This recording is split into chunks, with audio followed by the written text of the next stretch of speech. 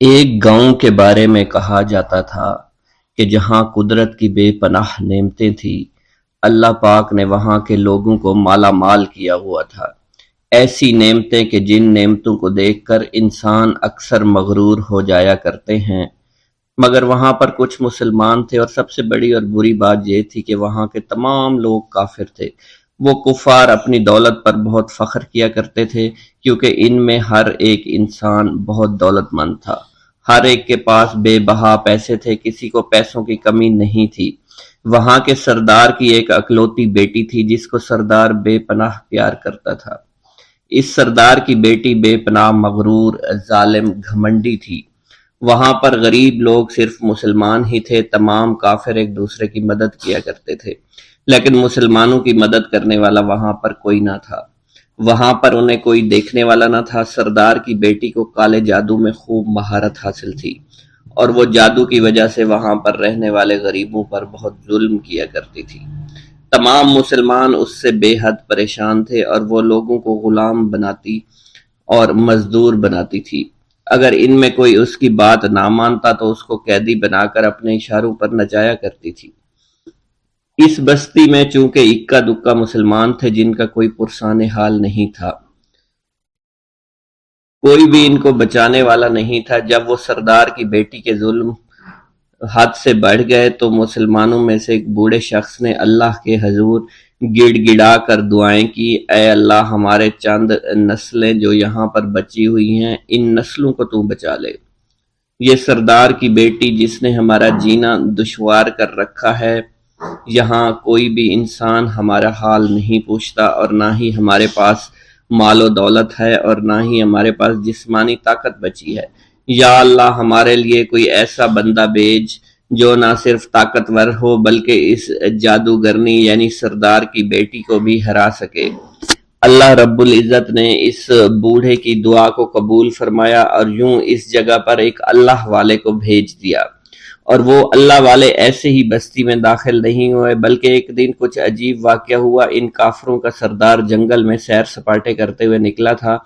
بڑی شان سے چلتا ہوا وہ سفر کر رہا تھا۔ اچانک ایک زہریلا سانپ اس کے سامنے آیا۔ اس زہریلے سانپ نے بادشاہ کو ڈس لیا، اور وہ بے ہوش ہو کر زمین پر گر پڑا اور تڑپنے لگا۔ اس کے جو ساتھی تھے انہوں نے جب اپنے سردار کو یوں تڑپتا ہوا دیکھا اور سردار کی غیر حالت دیکھی تو کہ جسے ایک زہریلے سانپ نے کاٹ لیا ہے، تو وہ فوراً اسے اٹھا کر گھر لے آئے تاکہ اسے بچانے کے لیے کچھ کیا جا سکے۔ اس لڑکی نے اپنے باپ کی جب یہ حالت دیکھی تو اپنے آس پاس کے بڑے بڑے حکیموں کو بلایا، لیکن عجیب بات یہ تھی کہ لاکھ کوشش کے باوجود زہر نکالنے میں سارے ناکام ہو رہے تھے، اور زہر تیزی کے ساتھ اس کے جسم میں پھیلتا چلا جا رہا تھا۔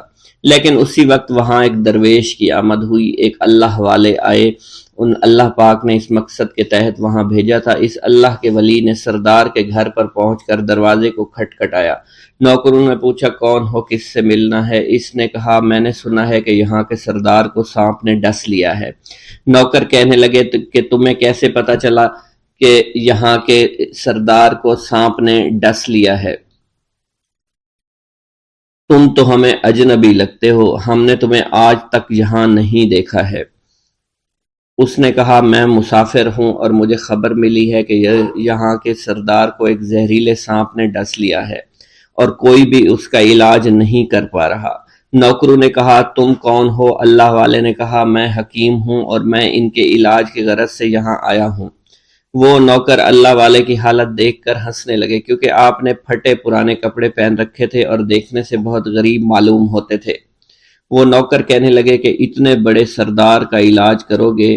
ارے یہاں تو اس کے پاس بڑے بڑے حکیم بلائے گئے ہیں، ہمارے سردار کے پاس پیسوں کی کوئی کمی نہیں ہے، اور وہ تم جیسے غریب سے بھلا کیوں علاج کروائیں گے؟ درویش نے کہا اگر تم چاہتے ہو تمہارے سردار کی جان بچ جائے پھر مجھے اندر جانے دو۔ غلام کہنے لگا ٹھیک ہے، ہم اندر جا کر اجازت لے کر آتے ہیں۔ نوکر اندر گئے، سردار کی بیٹی سے کہا ایک غریب آیا ہے، کپڑوں سے فقیر معلوم ہوتا ہے، لیکن کہتا ہے میں سردار کا علاج کر سکتا ہوں، اور میں سردار کا علاج کروں گا۔ جو زہر تیزی کے ساتھ جسم میں پھیل رہا ہے میں اس کو باہر نکال پھینک کروں گا۔ اس کی بیٹی کہنے لگی ٹھیک ہے بلا لو۔ جب وہ اللہ والے اس کے گھر کے اندر گئے تو دیکھا سردار تڑپ رہا تھا، ٹانگ کو بار بار بستر پر پٹخ رہا تھا۔ اللہ والے نے اس کے پیر کی طرف دیکھا جہاں سانپ نے اس کو کاٹا تھا، اسی جگہ اللہ والے نے تھوک دیا، فوراً وہاں سے بھاگ گئے۔ اس کے سارے سپاہی اس کی بیٹی دیکھ کر حیران رہ گئے کہ یہ بھلا کون سا دیوانہ ہے، کمرے میں آیا، علاج کی بجائے اسی جگہ پر تھوک دیا جہاں صرف کاٹا تھا، اور بھاگ بھی گیا۔ اس کو کوئی گرفتار نہیں کر سکا۔ سردار کی بیٹی غصے میں تل ملا اٹھی کہ اس نے جو گستاخی کی ہے اس کی کوئی بات نہیں، تھوک کو میں صاف کروا دوں گی، مگر اس کو تو میں ابھی گرفتار کرواتی ہوں۔ اور اس نے اپنے سردار کے ایک نوکر سے کہا کہ اس تھوک کو صاف کرو۔ اس نوکر نے تھوک کو صاف کرنے کی بجائے اس کو اچھی طرح سے ٹانگ پر مل دیا۔ لڑکی نے کہا کیا کر رہے ہو؟ اس فقیر نے میرے باپ کی ٹانگ پر تھوک دیا، اب اس تھوک کو تم مل رہے ہو؟ حکیم نے اپنے ہاتھ کے اشارے سے سردار کے بیٹے کو روک دیا۔ جیسے اس تھوک کو سردار کی ٹانگ پر ملا گیا، فوراً سارا زہر ختم ہو گیا۔ جو ٹانگ کٹنے کے قابل تھی وہ ٹانگ بالکل ٹھیک ہو چکی تھی، جو نیلی پڑ چکی تھی اب اصلی حالت میں آہستہ آہستہ واپس آ رہی تھی۔ اور جب وہ قبیلے کا سردار بالکل ٹھیک ہو گیا، ہوش میں آ گیا تو حیران رہ گیا۔ اسے بتایا کہ فقیر بابا کے تھوک کی وجہ سے آپ ٹھیک ہوئے ہیں۔ اس نے کہا وہ بزرگ تو ہمارے لیے مسیحا ہے، تم لوگوں نے انہیں جانے کیوں دیا؟ انہیں میرے پاس لے کر آؤ، انہوں نے ہم پر بہت بڑا احسان کیا ہے، ہم اس کے احسان کا بدلہ ضرور چکائیں گے۔ اس کی بیٹی جو خاموشی سے باپ کو دیکھ رہی تھی، اس نے کچھ بھی نہ کہا۔ گاؤں کے سردار کے کہنے پر سارے سپاہی اللہ والے کو ڈھونڈنے کے لیے نکل گئے۔ وہ چاروں طرف پھیل گئے لیکن کہیں بھی اللہ والے کا پتہ نہیں چل رہا تھا۔ پھر جب سپاہی تلاش کرتے کرتے جنگل میں داخل ہوئے، وہاں ایک درخت کے نیچے ایک آدمی کو عبادت کرتے ہوئے دیکھا۔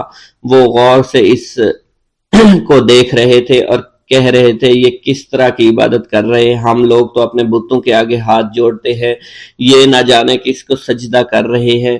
خیر، عبادت کے فوراً بعد اللہ والے کو پکڑ لیا، گاؤں کے سردار کے سامنے پیش کیا۔ وہ کہنے لگا آپ کون ہیں اور کہاں سے آئے ہیں؟ سب سے پہلے تو میں گستاخی کی معافی چاہتا ہوں، میرے لوگوں نے آپ کے ساتھ بڑی بدتمیزی کی، لیکن آپ کی وجہ سے آج میں زندہ ہوں۔ ہم گناہ گاروں کی وجہ سے آپ جیسے لوگوں کو بہت تکلیف ہوئی ہے، اس لیے میں معذرت چاہتا ہوں۔ آپ سے درخواست کرتا ہوں کہ آپ میری طرف سے یہ قیمتی لباس یعنی کپڑے اور عربی گھوڑا قبول کیجئے۔ اللہ والوں نے اس کی طرف مسکرا کر دیکھا اور کہا یہ گھوڑا، یہ لباس بہت قیمتی ہے، مگر یہ لباس پہن کر اس گھوڑے کے لیے گھاس کاٹوں گا تو کیا اچھا لگوں گا؟ سردار نے کہا فکر نہ کریں، گھوڑے کے ساتھ ساتھ ہم آپ کو نوکر بھی دیں گے۔ اللہ والے نے کہا کہ اتنی مال و دولت اور نوکروں کے ساتھ میں اکیلا رہوں گا؟ گاؤں کا سردار بولا حضور آپ کی یہ بات سن کر میں سوچ میں گم ہو گیا ہوں، لیکن یہ میری بیٹی آپ کے سامنے حاضر ہے۔ بیٹی حیرت سے اپنے باپ کو دیکھ رہی تھی کہ میرا باپ اب کیا کہنے والا ہے۔ سردار نے کہا میری بیٹی جسے آپ نے دیکھ لیا ہے اس کی شادی میں آپ سے کر دوں گا، مگر ایک شرط ہے کہ آپ کو اپنے مذہب کو چھوڑنا پڑے گا۔ میرے سپاہیوں نے آپ کو عبادت کرتے ہوئے دیکھا ہے، جہاں تک ہمارے معمولات ہیں ہم بتوں کے آگے سجدہ کرتے ہیں اور ان کی عبادت کرتے ہیں، اور آپ جس کے آگے سجدہ کرتے ہیں وہ اللہ ہے، یعنی آپ مسلمان ہیں، اس لیے آپ کو اپنا مذہب چھوڑنا پڑے گا۔ کیا آپ ایسا کر سکتے ہیں؟ اللہ والے نے کہا کہ مجھے ایک بات بتائیے، آپ سب کچھ دیکھ رہے ہیں، آپ نے مجھے یہ بھی دعا دی کہ میری اولادیں ہوں اور آپ کی نسل آپ کی بیٹی سے چلے گی۔ مجھے ایک بات بتائیں، اگر ان بچوں میں سے کسی بچے کو خدا نہ خواستہ کچھ ہو گیا تو کس کو رونا پڑے گا؟ سردار نے جواب دیا اگر خدا نہ خواستہ کچھ ایسا ہوا تو رونا مجھ کو ہی پڑے گا۔ اللہ والا نے مسکرا کر کہا اگر یہ سارا مال لے کر مجھے رونا ہی پڑا تو آپ اپنا گھوڑا، اپنی دولت، اپنی بیٹی، ہر چیز اپنے پاس رکھ لو۔ میں خوش ہوں، میں مسلمان ہوں، میں ٹھیک ہوں۔ اگر یہ تمام چیزیں لے کر مجھے اپنا محلہ چھوڑنا پڑے تو میں اپنی جان دے کر بھی اپنے مذہب کو نہیں چھوڑوں گا۔ جس طرح آپ نے مجھے نوازا ہے، میں اسی رب کے دین کو چھوڑ کر چلا جاؤں گا۔ صرف چند پیسوں کی خاطر میں ہر دن پیسہ پیسہ نہیں کر سکتا، اور اپنی درویشی میں بہت خوش ہوں۔ اللہ نے مجھے جس مقصد کے لیے بھیجا تھا وہ میرا مقصد پورا ہو جائے گا۔ گاؤں کے سردار نے پوچھا، یہ کہہ کر وہ اللہ والے جانے لگے تو سردار نے درویش کو رک جانے کا کہا اور کہنے لگے، میں نے مال دے کر تمہیں آزمایا اور تمہیں پرکھا، لیکن تم اپنے مذہب کو چھوڑنے پر راضی نہیں ہو۔ اگر تم یہی سب کرنے آئے تھے تو تمہیں اس بات کا ڈر نہیں؟ کیا تم نہیں جانتے ہم کتنے طاقتور ہیں، اور میری بیٹی اپنے عمل میں اتنی ماہر ہے کہ تمہیں یہاں کھڑے کھڑے ابھی جنگلی جانور بنا سکتی ہے۔ اللہ والے نے کہا کہ اس نے جنگلی جانور کمزور لوگوں کو بنایا ہوگا، یہ مجھے جانور بنا کر تو دکھائے۔ اس سے پہلے کہ گاؤں کا سردار اپنی بیٹی سے کچھ کہتا کہ اس پر وار کرو، اللہ والے نے جادوگرنی پر ایسی پھونک ماری کہ وہ اسی وقت ایک بہت بڑی چھپکلی بن گئی۔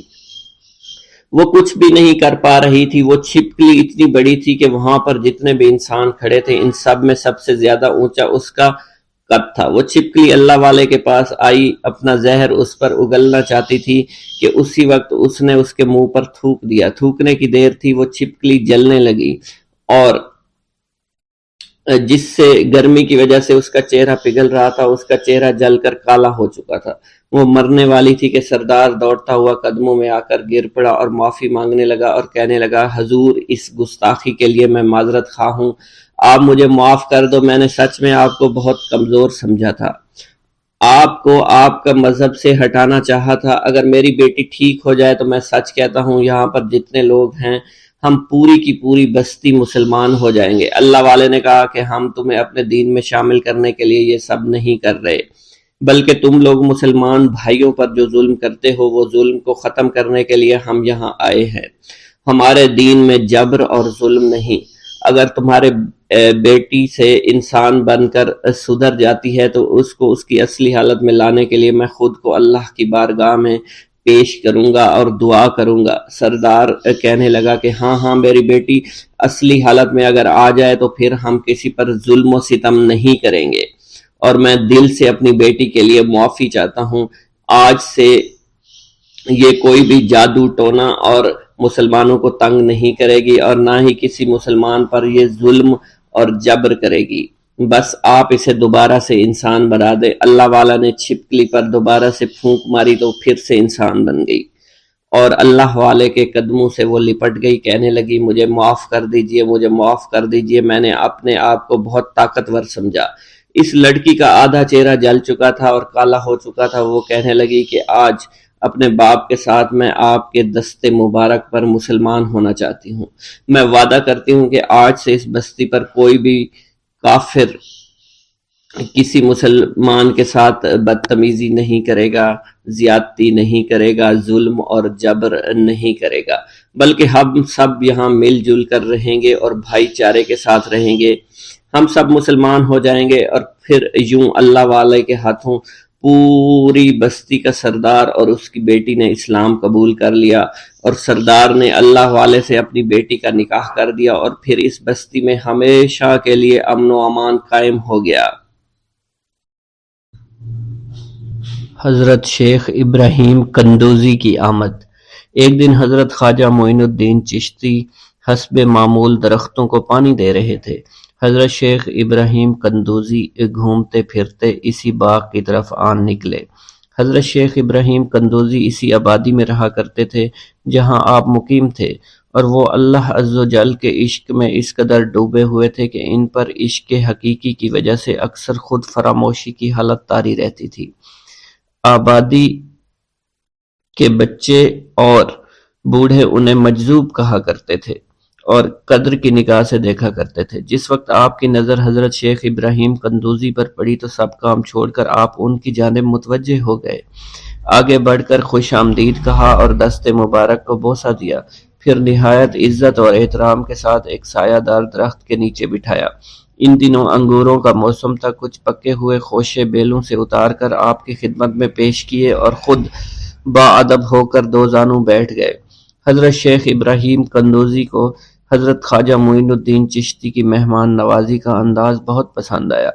آپ کا یہ ادب بہت بھلا محسوس ہوا۔ حضرت شیخ ابراہیم قندوزی پہچان گئے کہ یہ بچہ نہایت ہونہار اور راہ حق کا متلاشی ہے۔ حضرت شیخ ابراہیم قندوزی نے اپنی جیب سے ایک کھلی کا ٹکڑا نکالا، دندانے مبارک سے چبا کر خواجہ معین الدین چشتی کے دہنے مبارک میں ڈال دیا۔ وہ کھلی کا ٹکڑا شباب معرفت کا جام تھا، جسے پیتے ہی آپ پر خودی کی کیفیت طاری ہو گئی اور نگاہوں سے تمام حجابات دور ہو گئے۔ آنکھوں میں نور ہی نور چھا گیا، تعینات کے حجابات سامنے سے اٹھ گئے، جوش حیرت قلب پر طاری ہو گیا، آنکھیں کھلی کی کھلی رہ گئیں۔ یہ نہیں کہا جا سکتا حضرت خواجہ معین الدین چشتی اس حالت فراموشی میں کب تک آئینہ حیرت بنے رہے۔ جب آپ کو ہوش آیا تو ساقی جام معرفت محفل سے اٹھ چکا تھا، دل قابو سے باہر ہو گیا، طبیعت پر جبر کر کے دامن صبر قرار تھام کر کے بیٹھ گئے۔ عشق میں صبر چونکہ انتہائی دشوار ہوتا ہے، لہٰذا حضرت خواجہ معین الدین چشتی کو بھی قرار نہ رہا، اور جو جلوہ آپ کو حضرت شیخ ابراہیم قندوزی دکھا چکے تھے، اس جلوہ کو دیکھنے کے بعد آپ خود پر ایک دیوانگی کی ایک کیفیت طاری ہو چکی تھی، اور دنیا اور دولت، دنیا سب حقیر اور بے وقعت دکھائی دینے لگی۔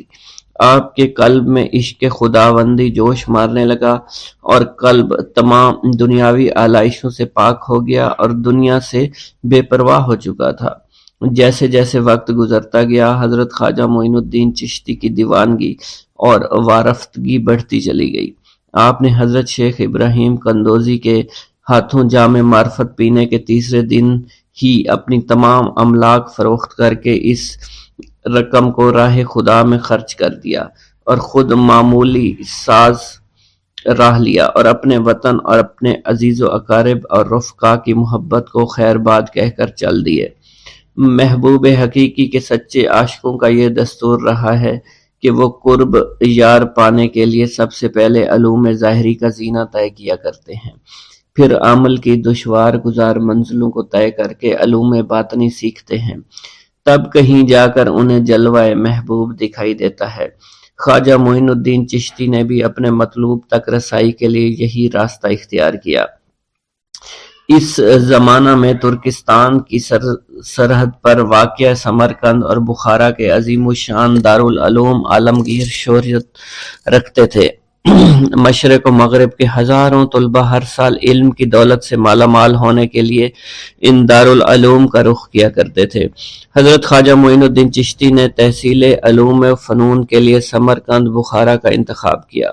بخارا پہنچ کر آپ علم حاصل کرنے میں مشغول ہو چکے تھے، اگرچہ حضرت خواجہ معین الدین چشتی کی صغیر سنی کی تعلیم کے متعلق کسی سوانح نگار نے قلم کو جنبش نہیں دی کہ والدین نے آپ کو گھر میں ابتدائی تعلیم دی تھی، مگر سادات خراسان کے مقتدر خاندانوں سے تعلق اور عارف و کامل صاحب فضل و کمال باپ کی گود میں پرورش پانے والے حضرت خواجہ معین الدین چشتی بھلا کیوں کر ان پڑھ رہ سکتے تھے۔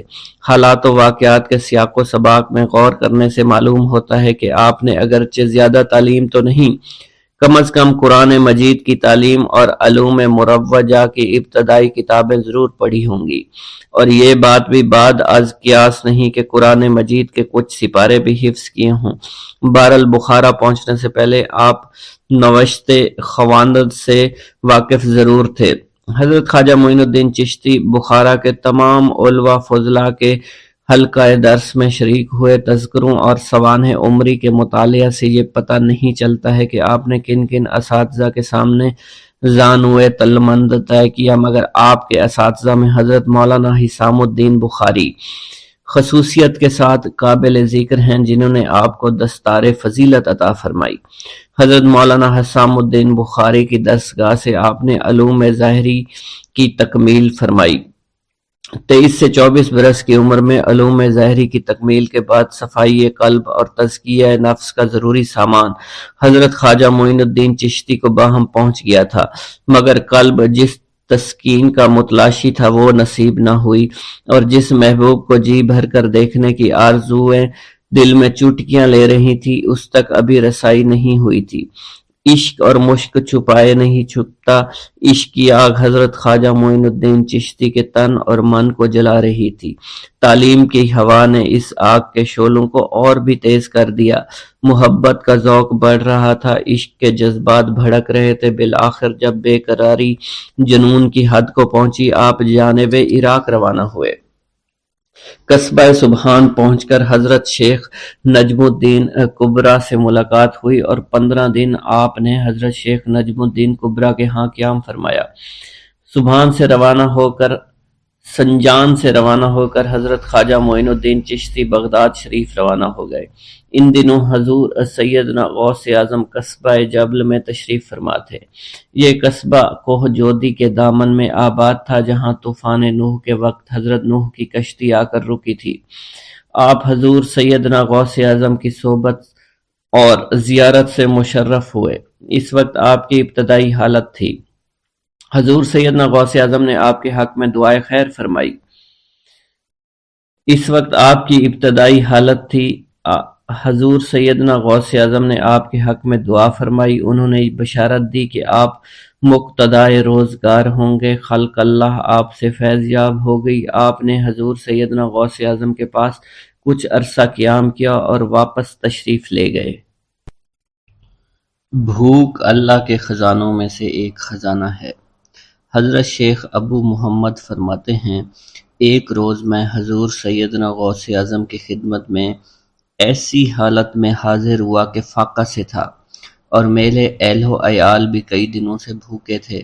میں نے آپ کی خدمت میں سلام عرض کیا تو آپ نے میری دلی کیفیت کو بھانپتے ہوئے فرمایا،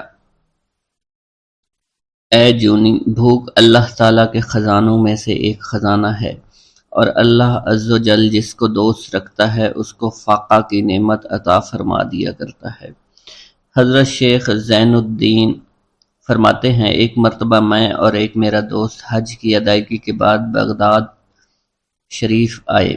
بغداد شریف میں ہم کسی کو جانتے نہیں تھے اور ہمارے پاس صرف ایک قبضہ کمان تھی، جسے فروخت کر کے ہم نے کچھ چاول خریدے اور انہیں پکایا۔ ہم ان چاولوں سے سیر نہ ہو سکے اور نہ ہی ہمیں کوئی لطف محسوس ہوا۔ بعد ازاں ہم حضور سیدنا غوث اعظم کی محفل میں حاضر ہوئے تو آپ کچھ کلام فرما رہے تھے۔ ہمیں دیکھتے ہی آپ نے اپنا کلام قطع کر لیا اور فرمانے لگے، حجاز مقدس سے کچھ مہمان آئے اور ان کے پاس قبضہ کمان کے سوا کچھ نہ تھا، جسے انہوں نے فروخت کر کے چاول خریدے اور انہیں پکا کر کھایا، لیکن نہ ہی وہ سیر ہوئے اور نہ ہی لطف اندوز۔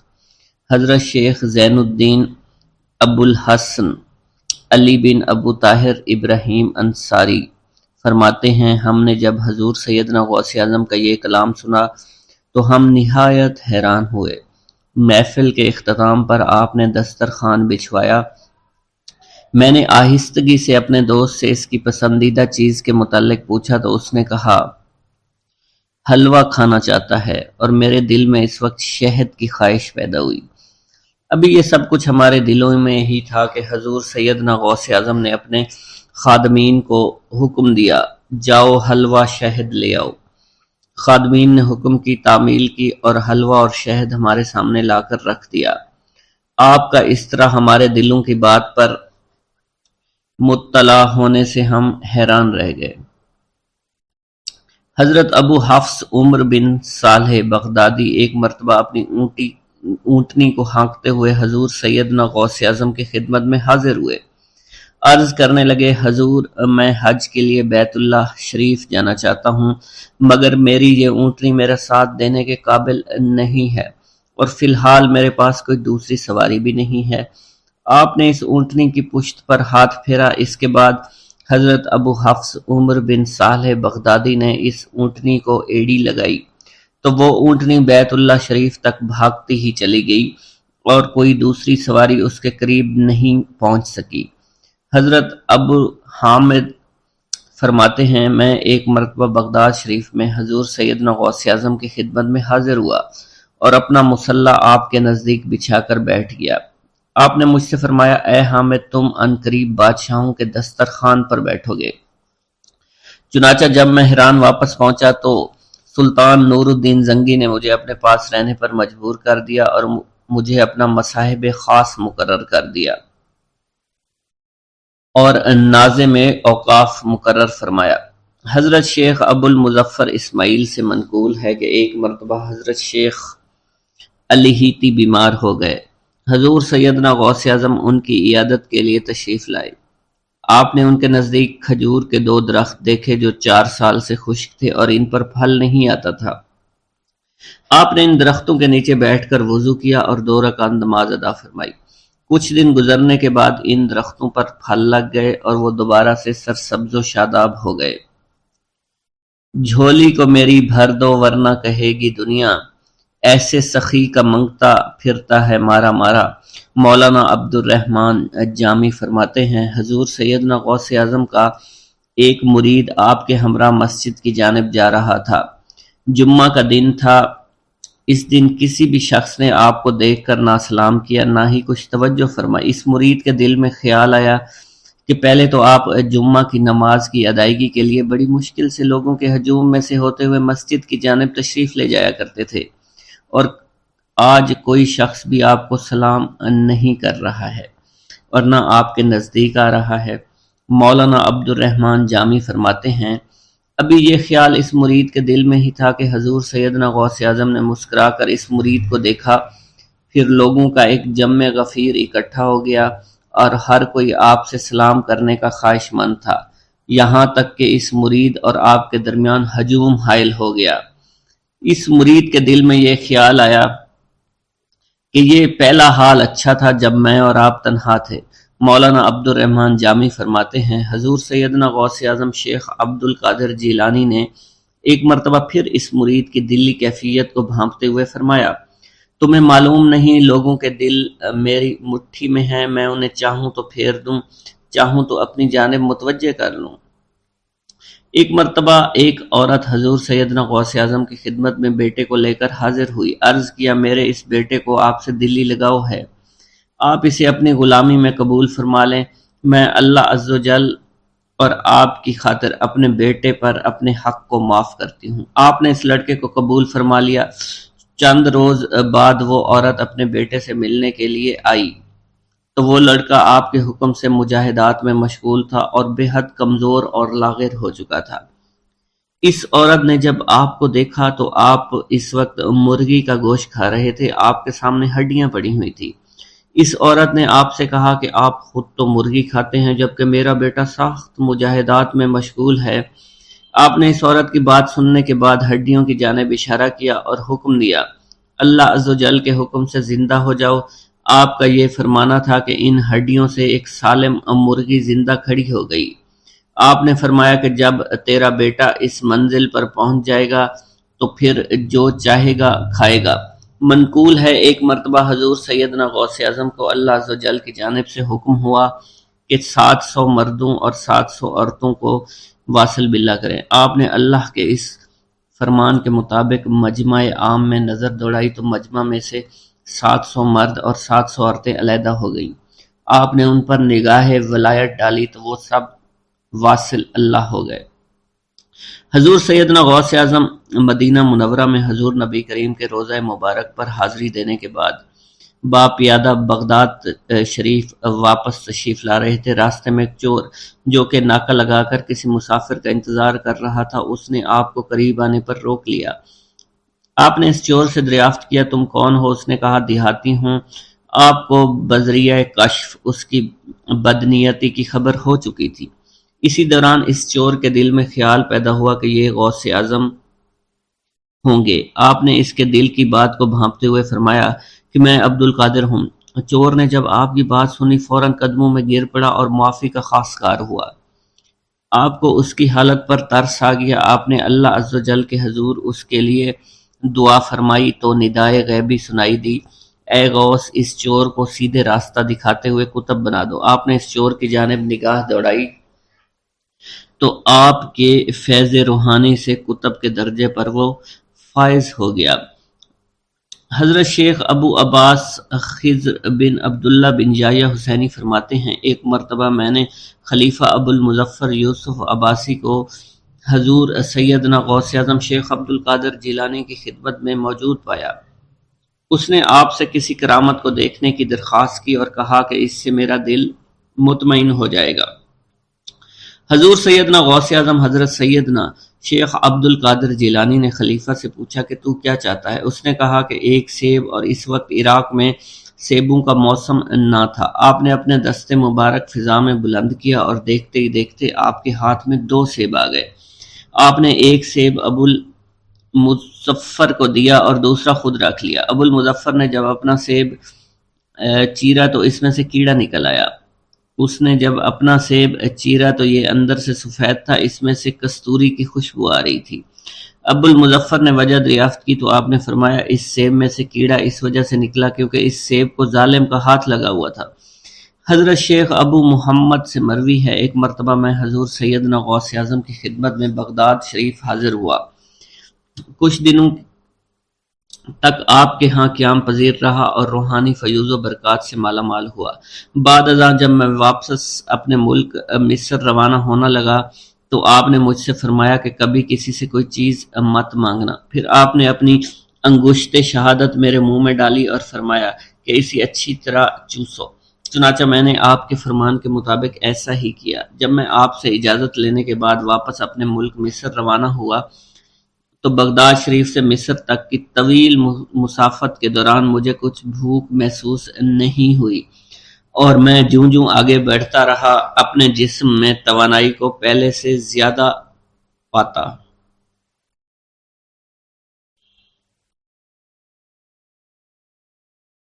بسم اللہ الرحمن الرحیم۔ السلام علیکم۔ حضور سیدنا غوث اعظم فرماتے ہیں میں 10 برس کی عمر میں اپنے شہر کے مکتب میں حصول علم کے لیے جایا کرتا تھا۔ اس وقت میرے ساتھ ملائکہ بھی ہوتے تھے جو میرے آگے پیچھے میری حفاظت کی غرض سے چلتے تھے۔ جب میں مدرسہ پہنچتا تھا تو وہ بار بار منادی کرتے تھے اللہ کے ولی کے لیے جگہ خالی کر دو، چنانچہ وہ میرے لیے جگہ خالی کر دیتے تھے۔ ایک مرتبہ میں نے ایک ایسے شخص کو دیکھا جس نے فرشتوں کی آواز سن کر کہا کہ یہ نہایت معزز گھرانے کا فرد ہے اور عن قریب اس کو وہ عظمت اور بزرگی حاصل ہوگی جس میں کوئی مزاحمت نہ ہوگی۔ اس کو ایسا قرب نصیب ہوگا کہ اس کو کوئی فریب نہ دے سکے گا۔ پھر 40 برس بعد میں نے اس شخص کو پہچانا، وہ شخص ابدالوں میں سے تھا۔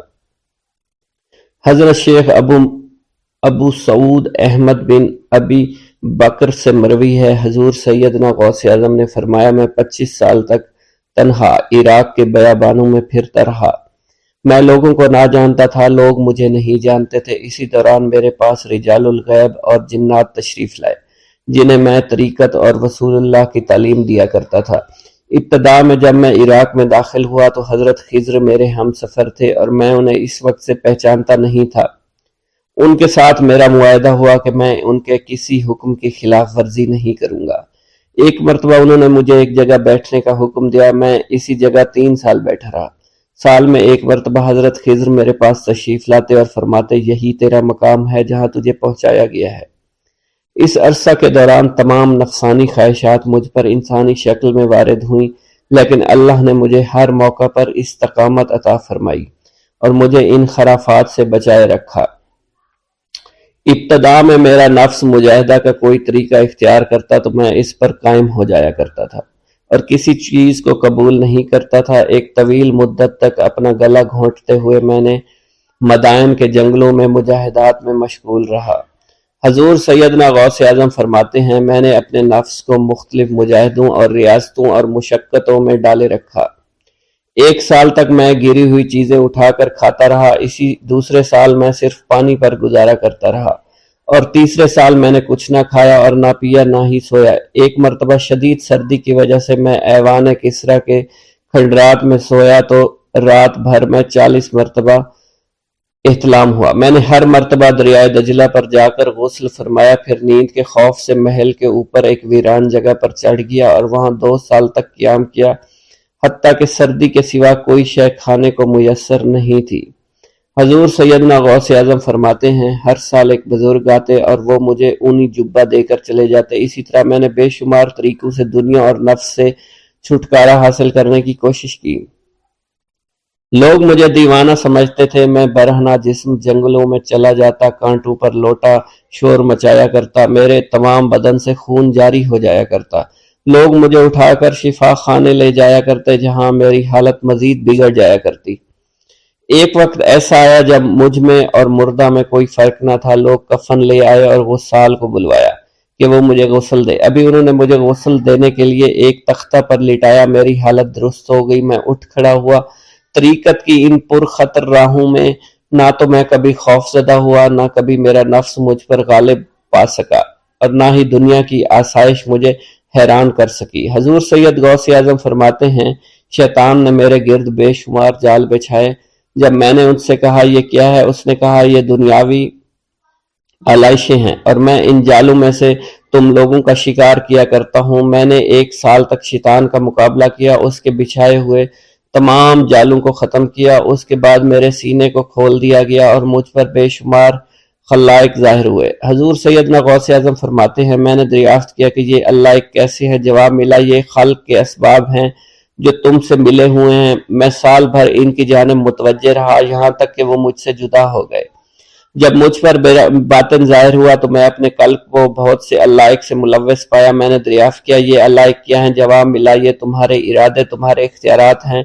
चुनाचा 1 साल तक उनकी जानिब मुतवज्जे रहा, यहाँ तक कि वो सब अल्लाइक मुझसे दूर हो गए और मेरा कल्ब इन अगिलास्तों से निजात पा गया।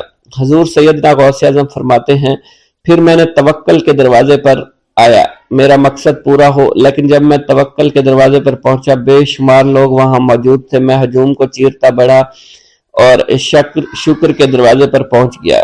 यहाँ भी लोगों का जम्मे गफीर मौजूद था, उसे भी चीरता आगे बढ़ा और मुशाहिदा के दरवाजे पर पहुंच गया।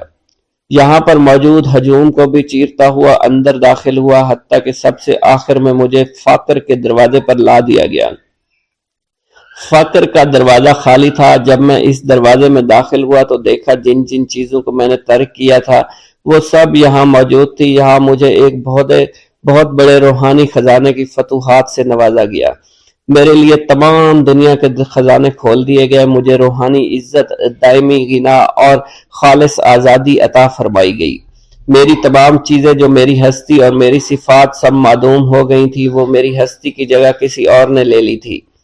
हजरत शेख अबू सईद मखजूमी ने हजूर सैयदना गौसे आजम को खिरका खिलाफत से नवाजा और फरमाया, ए अब्दुल कादिर, ये वो खिरका है जो हजूर नबी करीम सल्लल्लाहु अलैहि वसल्लम ने सैयदना अलीउल मुर्तज़ा को अता फरमाया। सैयदना अलीउल मुर्तज़ा ने यह खिरका ख्वाजा हसन बसरी को अता फरमाया, जिससे होता हुआ ये मुझ तक पहुंचा, और ये तुम्हारी अमानत थी जो मैंने तुम तक पहुंचा दी। हजूर सैयदना गौसे आजम ने जब खिरका मुबारक को ज़ेब तन किया तो आप पर बेशुमार अनवार व तजल्लियात की बारिश होना शुरू हो गई। मेरा ये कदम तमाम औलियाए कराम की गर्दन पर है। एक मर्तबा मोहल्ला हलबा में अपने मेहमान खाने में वाज फरमाते हुए हजूर सैयदना गौसे आजम पर अचानक हालत कश्फ तारी हुई।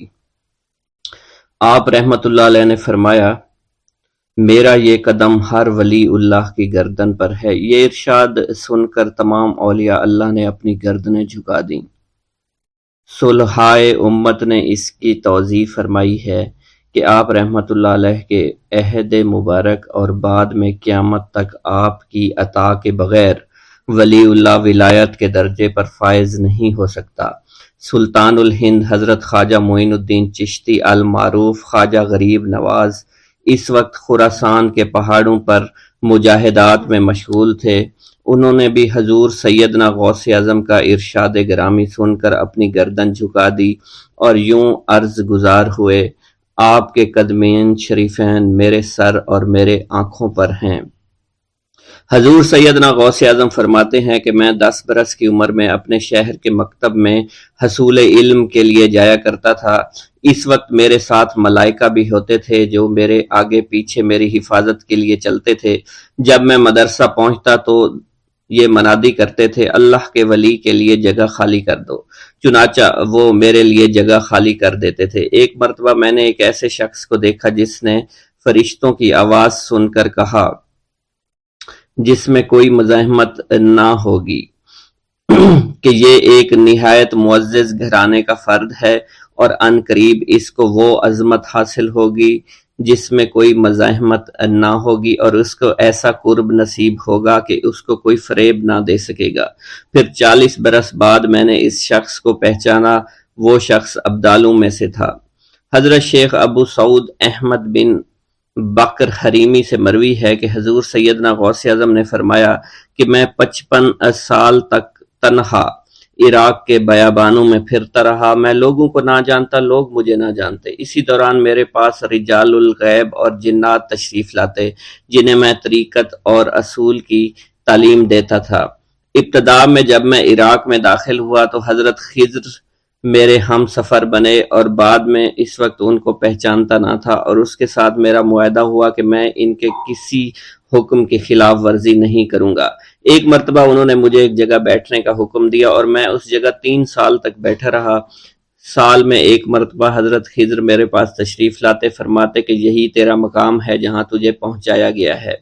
اس عرصہ کے دوران تمام نفسانی خواہشات مجھ پر انسانی شکل میں وارد ہوئیں، لیکن اللہ عز و جل نے مجھے ہر موقع پر استقامت عطا فرمائی اور مجھے ان خرافات سے بچائے رکھا۔ ابتدا میں میرا نفس مجاہدہ کا کوئی طریقہ اختیار کرتا تو میں اس پر قائم ہو جاتا اور کسی چیز کو قبول نہ کرتا تھا۔ ایک طویل مدت تک اپنا گلا گھونٹتے ہوئے میں مدائن کے جنگلوں میں مجاہدات میں مشغول رہا۔ حضور سیدنا غوث اعظم فرماتے ہیں کہ میں نے اپنے نفس کو مختلف مجاہدوں، مختلف ریاضتوں اور مختلف مشقتوں میں ڈالے رکھا۔ 1 سال تک میں گری ہوئی چیزیں اٹھا کر کھاتا رہا، دوسرے سال پانی پر گزارا کیا، اور تیسرے سال نہ میں نے کچھ کھایا، نہ پیا اور نہ ہی سویا۔ ایک مرتبہ شدید سردی کی وجہ سے میں ایوان کسریٰ کے کھنڈرات میں سویا تو رات بھر میں 40 مرتبہ طبیعت خراب ہوئی۔ حضور سیدنا غوث اعظم فرماتے ہیں ہر سال ایک بزرگ آتے اور وہ مجھے جبہ دے کر چلے جاتے۔ اسی طرح میں نے بے شمار طریقوں سے دنیا اور نفس سے چھٹکارا پانے کی کوشش کی۔ لوگ مجھے دیوانہ سمجھتے تھے۔ میں برہنہ جسم جنگلوں میں چلا جاتا اور کانٹوں پر لوٹتا شور مچاتا تھا۔ میرا تمام بدن سے خون جاری ہو جایا کرتا تھا اور لوگ مجھے اٹھا کر شفا خانے لے جایا کرتے، جہاں میری حالت مزید بگڑ جاتی۔ ایک وقت ایسا بھی آیا جب مجھ میں اور مردہ میں کوئی فرق نہ تھا۔ لوگ کفن لے کر آئے، غسال کو بلوایا کہ وہ مجھے غسل دے دیں۔ ابھی انہوں نے مجھے غسل دینے کے لیے تختہ پر ڈالا ہی تھا کہ میری حالت درست ہو گئی۔ میں اٹھ کھڑا ہوا۔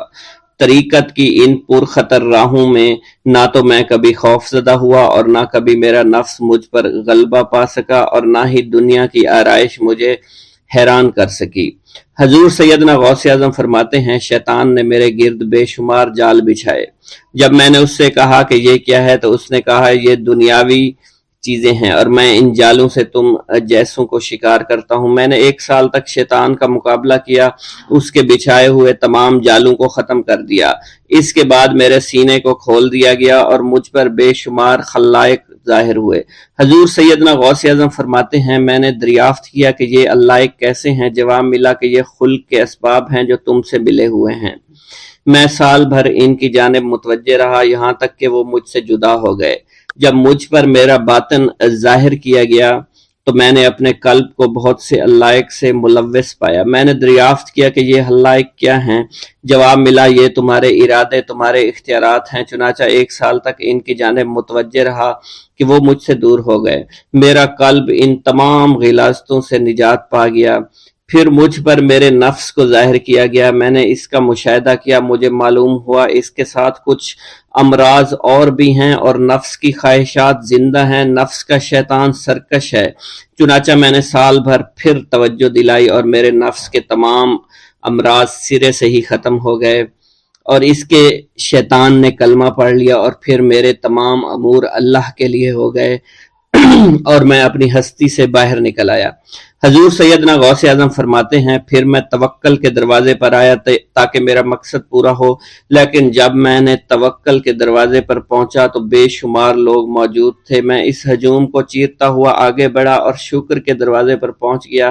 یہاں پر بھی لوگوں کا جمع غفیر موجود تھا، اسے بھی چیرتا ہوا آگے بڑھا اور مشاہدہ کے دروازے پر پہنچ گیا اور یہاں پر موجود ہجوم کو چیرتا ہوا اندر داخل ہوا، حتیٰ حتیٰ کہ سب سے آخر میں مجھے فقر کے دروازے پر لایا گیا۔ فقر کا دروازہ خالی تھا۔ جب اس دروازہ میں میں داخل ہوا تو دیکھا جن جن چیزوں کو میں نے ترک کیا تھا وہ سب یہاں موجود تھیں۔ یہاں مجھے ایک بہت بڑے روحانی خزانے کی فتوحات سے نوازا گیا اور میرے لیے تمام دنیا کے خزانے کھول دیے گئے۔ مجھے روحانی عزت، دائمی فنا اور خالص آزادی عطا فرمائی گئی۔ میری تمام چیزیں جو میری ہستی اور میری صفات سب معدوم ہو گئیں اور میری ہستی کی جگہ کسی اور نے لے لی۔ حضرت شیخ ابو سعید مخزومی نے حضور سیدنا غوث اعظم کو خرقہ خلافت سے نوازا اور فرمایا، اے عبد القادر، یہ وہ خرقہ ہے جو حضور نبی کریم صلی اللہ علیہ وسلم نے حضرت سیدنا علی المرتضیٰ کو عطا فرمایا، اور حضرت سیدنا علی المرتضیٰ نے یہ خرقہ حضرت خواجہ حسن بصری کو عطا فرمایا تھا، جس سے ہوتا ہوا یہ خرقہ مجھ تک پہنچا، اور یہ تمہاری امانت تھی جو میں نے تم تک آج پہنچا دی ہے۔ حضور سیدنا غوث اعظم نے جب خرقہ مبارک کو زیب تن کیا تو آپ پر بے شمار انوار و تجلیات کی بارش ہونا شروع ہو گئی۔ حضور سیدنا غوث اعظم نے حضرت شیخ ابو سعید مخزومی کے مدرسہ میں تدریسی فرائض سر انجام دینا شروع کر دیے۔ آپ کے لیے فی الحال تدریسی مصروفیات کے علاوہ کوئی کام نہ تھا۔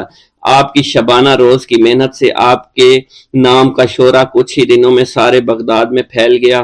طلبہ دور دراز کے علاقوں سے علم کے حصول کے لیے آنے لگے۔ طلبہ کی تعداد جب مزید بڑھنا شروع ہو گئی تو ارد گرد کے کئی مکانات کو خرید کر مدرسہ میں داخل کر لیا گیا۔ کتب سیر میں منقول ہے کہ 528 ہجری میں آپ مدرسہ نظامیہ کی وسیع عمارت تعمیر فرما چکے تھے۔ اس مدرسہ کی تعمیر میں آپ نے بحیثیت مزدور بھی حصہ لیا تھا۔ حضرت شیخ ابو الخشاب سے مروی ہے کہ میں جوانی میں جب علم نحو پڑھ رہا تھا تو لوگوں نے مجھے حضور سیدنا غوث اعظم کے پاس جانے کا مشورہ دیا، اور اس کی وجہ سے مجھے بھی اشتیاق ہوا کہ میں آپ کا واعظ سنوں۔ ایک مرتبہ کچھ لوگوں کے ہمراہ آپ کی مجلس میں دوستوں کے ہمراہ حاضر ہوا۔ آپ نے میری جانب توجہ کرتے ہوئے فرمایا، ہماری صحبت اختیار کر لو۔ چنانچہ میں نے آپ کے فرمان کے مطابق آپ کی صحبت کو اختیار کر لیا۔ آپ نے مجھے علم نحو کے علاوہ علوم عقلیہ اور تقلد حاصل کیے جس سے مجھے کوئی واقفیت پہلے نہیں تھی۔ 1 سال کے عرصہ میں آپ کی نظر کرم سے میں نے وہ علوم حاصل کر لیے جو گزشتہ اتنی عمر گزارنے کے باوجود بھی مجھے حاصل نہیں ہوئے تھے۔ منقول ہے حضرت شیخ بقا بن بطو، شیخ علی بن ہیتی اور شیخ کیلوی جب حضور سیدنا غوث اعظم کے مدرسہ میں آتے تو جھاڑو دیا کرتے تھے اور چھڑکاؤ کرتے تھے، لیکن آپ کی اجازت کے بغیر کبھی اندر داخل نہ ہوتے تھے۔ اجازت ملنے کے بعد آپ حضرات اندر داخل ہوتے اور اجازت ملنے پر ہی بیٹھتے تھے۔ آپ سے امان طلب کرتے اور امان مل جانے کے بعد مؤدب ہو کر بیٹھ جاتے۔ جس وقت آپ کہیں جانے کا ارادہ کرتے تو یہ حضرات سواری کے ہمراہ چلتے۔ آپ انہیں اس فعل سے منع فرمایا کرتے تھے اور کہتے تھے کہ ہمیں آپ کے ذریعے قرب الہی حاصل ہوا ہے۔ حضرت شیخ محمد قائل الادنیٰ سے مروی ہے کہ ایک مرتبہ حضور سیدنا غوث اعظم سے دریافت کیا گیا کہ آپ کی بزرگی اور عظمت کا راز کیا ہے۔ آپ نے فرمایا کہ میں کبھی جھوٹ نہیں بولتا اور کبھی کسی سے کذب بیانی نہیں کرتا۔